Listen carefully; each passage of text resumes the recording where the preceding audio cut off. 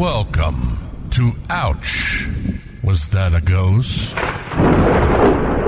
This podcast may contain graphic material, which some listeners may find disturbing. Listener discretion is advised. Help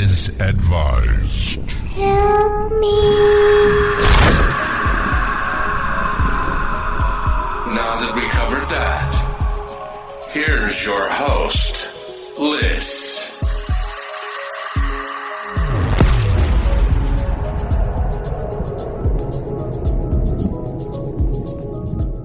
Welcome back to Ouch, Was That a Ghost? This week I'm covering Dolly Oesterreich. Born Walburga, or Dolly, Koschel was a German immigrant who grew up in Milwaukee, Wisconsin. She is most well known for keeping something a little strange in her attic for about 10 years and her husband's murder. Dolly got a job at a factory when she was just 12 years old, which was owned by Fred William Oesterreich. Probably butchering that last name. The two had a friendship which grew into something more. And when Dolly was 17 years old, she ended up marrying him. Which, yuck. He worked long hours and afterwards enjoyed having some drinks. So Dolly, who's now like this lonely housewife, this rich, lonely housewife that doesn't have anything to do. And from the beginning of their marriage, it said that she had many male visitors while her husband was away at work.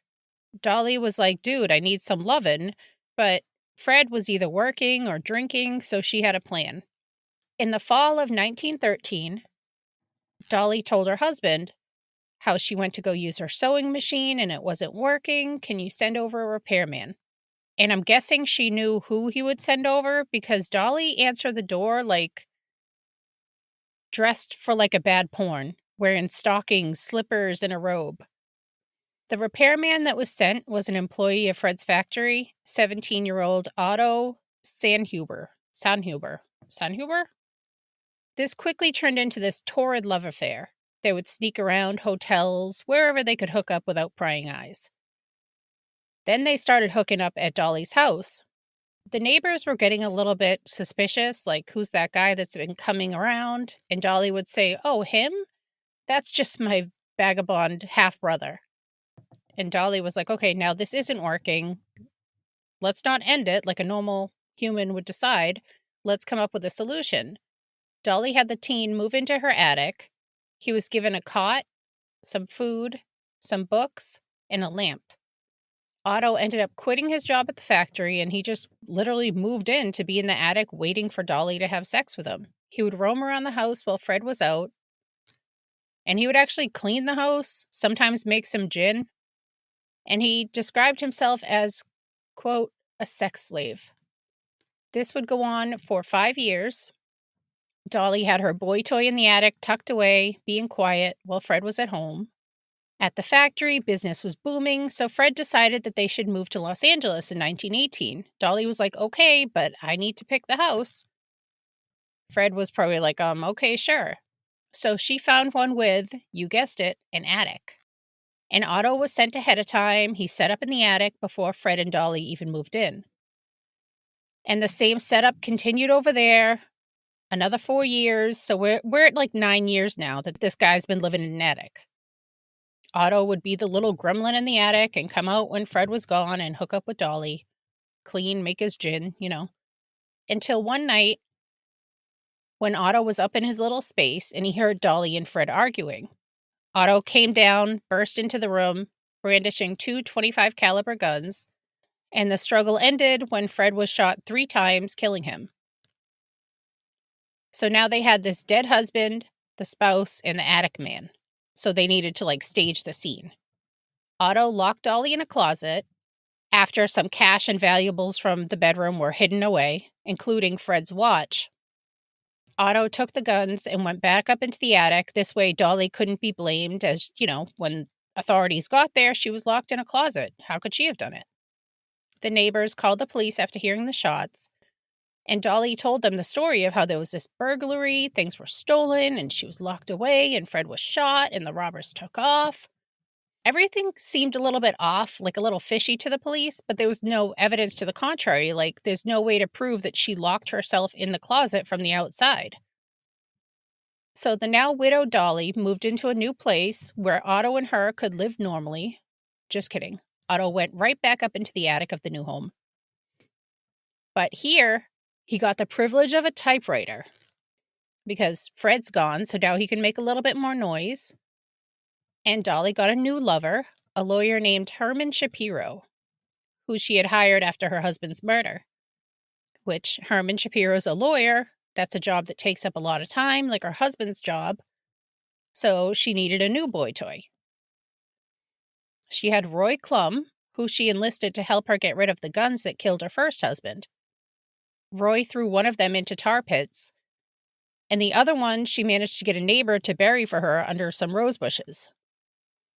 After Dolly broke up with Roy Klum, he went to the authorities about what he had done with the weapon.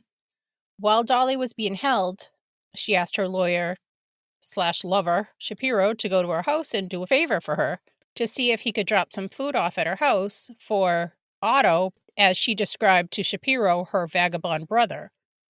So she told him how he can just go into the bedroom, go into the closet, and then just tap on the ceiling, and he'll come down and get it, because that's normal. So Otto came out, he grabbed some food, and he was just like so excited because he hadn't eaten in a while, and to have somebody to actually talk to, as he's been like a attic gremlin for however long. And he started telling Shapiro in so many words that, oh, I'm Dolly's lover. I'm like a sex slave. And you would think that this would make Shapiro just like run away like this lady's crazy, but I guess it didn't bother him too much. Otto ended up leaving at some point. I guess he was just like, I'm done with this attic life. And he goes off and gets married to another woman. And then Dolly was released because both weapons were found, but they were so badly decayed that there was no evidence on them linking Dolly to the murder of her husband. So Dolly was out, and now Shapiro moved in with her. Over time, he did become suspicious that maybe Dolly did have something to do with her husband's murder. After Shapiro was gifted Fred's watch that was quote-unquote stolen, Dolly said something to the effect of they might have dropped it on the front lawn while getting away. Shapiro was like, and went to law enforcement with the information that he had about Dolly. Otto, who is now off living with his wife, he was arrested and he cooperated, showing authorities where he lived for all those years, how he got in and out. And a jury did find that Otto, or how he became known in the media as Batman. So Batman was found guilty of manslaughter, even though he was kept in the attic for almost 10 years. Back then, the laws were so different, and by this time, the statute of limitations had run out, so Otto was released.